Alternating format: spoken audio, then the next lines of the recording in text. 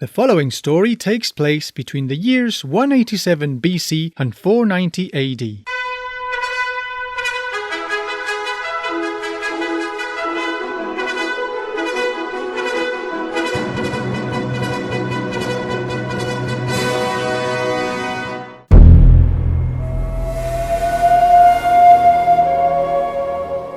In the year 187 BC, the great empire built by the Maurya fell, and that region of India was left divided into multiple states. The northern part was ruled by the Shunga dynasty, a Brahmanic family after their leader Pushyamitra murdered the last Maurya king. Initially, this tough general persecuted Buddhist heresies because he was a fervent orthodox Brahmin.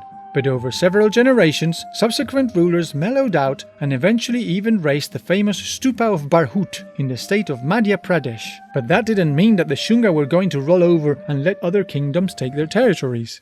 This is our land! So King Agnimitra ignored karma and all that Buddhist nonsense and picked fights with the Indo-Greek of King Menander I Soter in the west, with the Kalinga of King Kharavela in the east, and with the Satavahana of King Satakarni I, whose capital was at Pratishatna in the banks of the Godavari River or modern-day Python. Although the Satavahana were Hindus, they did support Buddhism and created various sanctuaries in caves, like the Sanctuary of Baha, a network of 18 grottos with Buddhist decorations, and also the Sanctuary of Karli, with a facade decorated with, how should we put this, happy couples loving each other very intensely.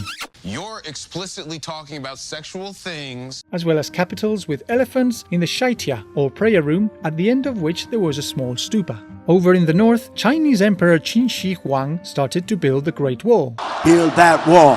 Build that wall! And this forced out many tribes like the Yuezhi or Tocharians, who later settled down in the area of the Aral Sea. There they fought with the nomadic tribes of the Scythians or Saka, who in turn fled south and clashed with the Greco-Bactrians, who fell before them. The Scythians then arrived at the Indus Valley, saw that it was a pretty cool place to live in, and decided to stay there, giving rise to an Indo-Scythian state around the year 100 BC. These Scythians gradually penetrated into the Indian north, while the Shunga kingdom gradually gave way to the Kalabhra Dynasty. This age of chaos saw the rise of the Kingdom of Kushan in the western part of Turkestan around the year 30 AD, headed by the ancient Tocharians. Between the years 100 and 150 AD, King Kanishka I crushed the Parthians and the Scythians and conquered all of the northern region. The powerful Kushan dynasty later adopted Buddhism and continued the artistic tradition of the Maurya. Kelly, you are Hindu, so you believe in Buddha. At this time, Theravada Buddhism, which defended that enlightenment was only accessible to a select few, prohibited creating images of the Buddha. However, soon afterwards there was a schism, and by the time King Kanishka I convened a Buddhist council in Kashmir, there was a whole new branch of the religion, Mahayana Buddhism. This new vision proposed that everybody could become a Buddhist, and therefore that it was a great idea to disseminate the religion far and wide. No sooner said than done, Buddhism became very popular in China and extended east, all the way up to Japan. I am going to Japan! At this point, its representations began to portray anthropomorphic figures. This expansion was greatly helped by an increase in trade. Traveling caravans exported and imported products abroad following the Silk Route, and even by sea, through the great port of Brigukacha in modern-day Bharuch. At this time, many artisans started to gather into trade guilds, which regulated the quality and price of their goods. Potters, carpenters and metalworkers became very successful and happily lined their pockets with kashapana, which are ancient coins minted by ancient kings.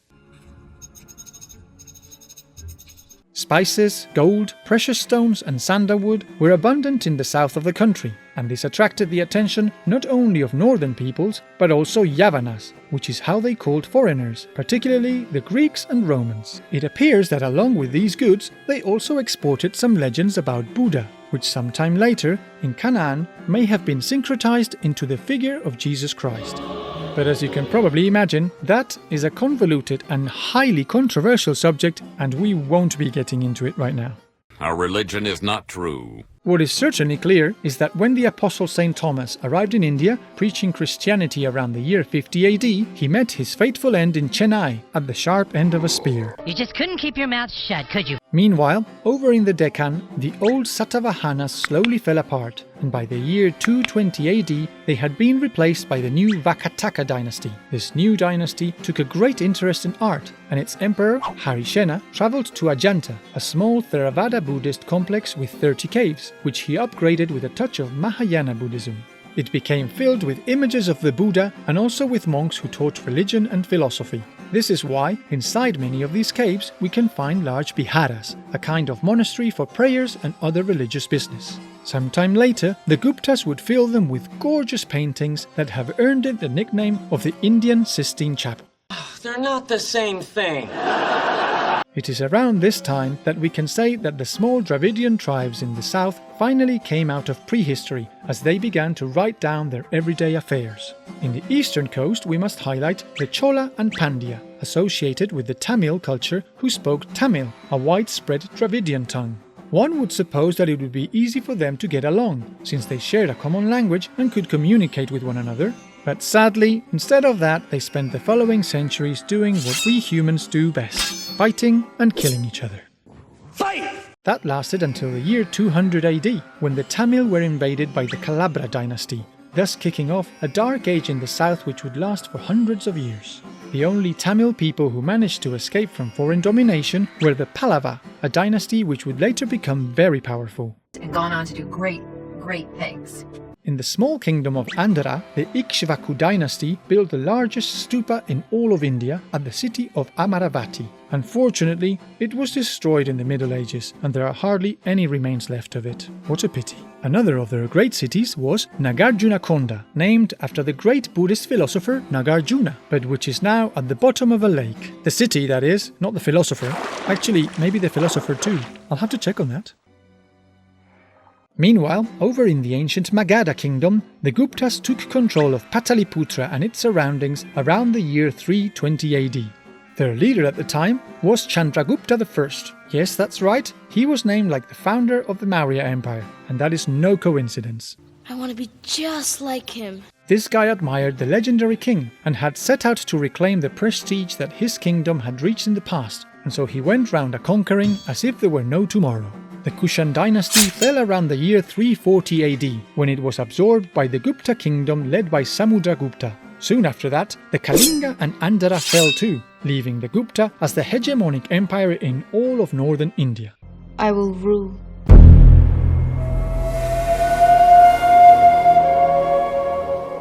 The Gupta dynasty now dominated most of the north, and it was at this time that we can say that the period of classical India reached its brightest point. Culture, art and policy were greatly developed, and the Hindu religion became firmly ingrained among the population. It was a period of relative peace and tolerance, and the economy blossomed and grew thanks to trade with neighbouring regions via the Silk Route. Commerce has returned to the markets. The Guptas in the northern region and the Vakataka in the central part had a very good relationship. So much so that King Chandragupta II gave his daughter, Princess Prabhati Gupta, in marriage to the Vakataka king, Rudrasena II. Unfortunately, a few years later, in 390, this king died and the succession became such a mess that the princess stayed on as regent for 20 years. You can't live without me. So, we could say that Vakataka was a part of the Gupta Empire for 2 decades, at least virtually. Unfortunately, other than some notable exceptions like this, ancient Indian women didn't enjoy much equality. For example, in certain tribes, when a man died in war, his widow was burned together with him on the funeral pyre, so the poor helpless woman wouldn't have to endure life without her husband. Inconceivable! Yep, you heard that right. This practice, called Sati, was finally abolished in 1920. But apparently, there are still some widow burners left out there. In the realm of science, it is worth mentioning Aryabhata, a mathematician and astronomer who is considered to have popularized the decimal system, including the number 0. So one could say he is famous for nothing. Later, thanks to the Arabs, this numerical system reached the West and gradually evolved into the numbers that most of us know and use nowadays. A certain tabletop game from that time, called Chaturanaga, became very popular, and over the centuries it evolved into our modern-day game of chess. Never play the board, always the man. The Sanskrit language had a period of great splendor and expanded throughout all of the Hindustan, enabling many literary works to reach a large population. One of the most famous writers was Kalidasa, a member of the Gupta court who is thought to have been born in Ujjain at the feet of the Himalayas. He composed multiple poems and also wrote theatre scripts like Sakuntala, which is kind of a mix between Cinderella and Lord of the Rings. For real. In general, these theatrical representations simply sought to entertain the audience rather than present dramatic stories. One would assume that people already had enough drama in their lives with the whole caste business. Sanskrit was also the language used for works like the Dharma Sastra regarding rights and laws, and the Kama Sutra, the famous Hindu guide to spicing up the bedroom in creative and acrobatic ways. In a variety of sexually explicit positions. Meanwhile, others preferred to seek love by playing the veena, an ancient kind of lute. This was also the time when the University of Nalanda was founded in the modern state of Bihar, where Buddhist monks came from all over Asia to study ancient texts by candlelight for endless hours. Sounds fun? So boring. In addition, the largest school of Buddhist art of the age was founded at Sarnath, near Benares, in the state of Uttar Pradesh, with its most representative work being the Buddha of Sarnath. Then the Guptas, who were actually more devout of the Hindu god Vishnu, said to themselves, "Well, since we've built statues of Buddha, we must also build statues of the Brahmanic gods." And that was how the Hindu gods began to be represented. The northerners were mainly fans of Vishnu, the preserver, while the southerners were more into Shiva, the destroyer. Sounds pretty scary. And talking of destruction, yes, the Hindus do believe in the apocalypse, the end of their temporal cycle, or kalpa, which is supposed to last for over 4 billion years. This kalpa is divided into 14 mini-cycles, or manvantara, each with its own particular creation and destruction. If you're wondering, right now we would be in the middle of the 7th.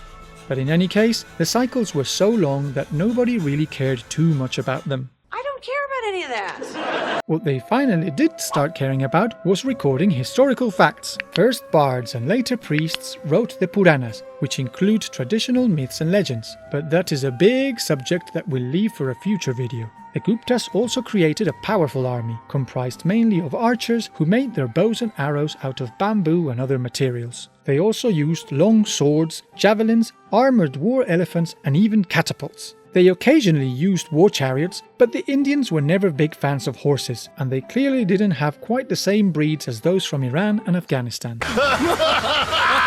When they wanted to move by sea, they had a fleet of around 1,000 boats, but this wasn't overly decisive in their conflicts.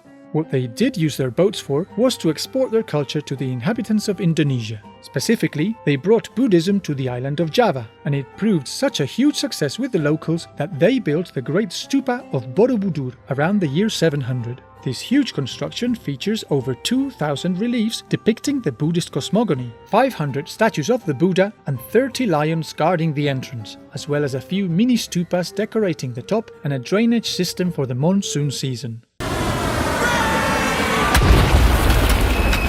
But while Buddhism kept growing in popularity abroad, back in India, among the Guptas, it slowly started to wane as people returned to older cults, particularly Brahmanism, which would eventually become the Hindu religion. Shortly afterwards, the great majority of the population espoused the Hindu gods and kicked out Buddhism, which survived mainly in the northernmost regions. In fact, Buddhists comprised just 2% of modern India. These northern Buddhists influenced the Tibetans, who later created Lamaistic Buddhism. Up until that moment, these Tibetans had held animistic and shamanistic beliefs known as Bon. Bonjour. Bon appetit. Bon Jovi. This new Buddhism is sometimes called Tantric Buddhism or Vajrayana, and we could say that it seeks a third path, somewhere between the other two branches of Theravada and Mahayana Buddhism we mentioned earlier. Its goal is basically to reach enlightenment as soon as possible, and it incorporated some female deities and a slightly more esoteric vibe. Many years later, the leader of these people would be called the Dalai Lama. This guru is supposed to be a reincarnation of a mystic preacher called Avalokitesvara. When he dies, his second, the Panchen Lama, is in charge of finding a child with some special characteristics who will then become the new Dalai Lama. He has special powers. Towards the year 350, some nomadic tribes from Central Asia started to arrive little by little to the region of Turkestan. These were the Huns, specifically the branch of the White Huns or Hephthalites. The Guptas managed to contain them for over a century, but eventually, in the year 490 AD, they were overrun and their dynasty collapsed. All good things must come to an end. This marked the beginning of the late classical period in Indian history, which was more chaotic but also very interesting, and which we will cover in the next video of this series. And the rest is history. If you enjoyed this video, don't forget to subscribe to the channel and leave us a big like. Take care, and I'll see you in the next video.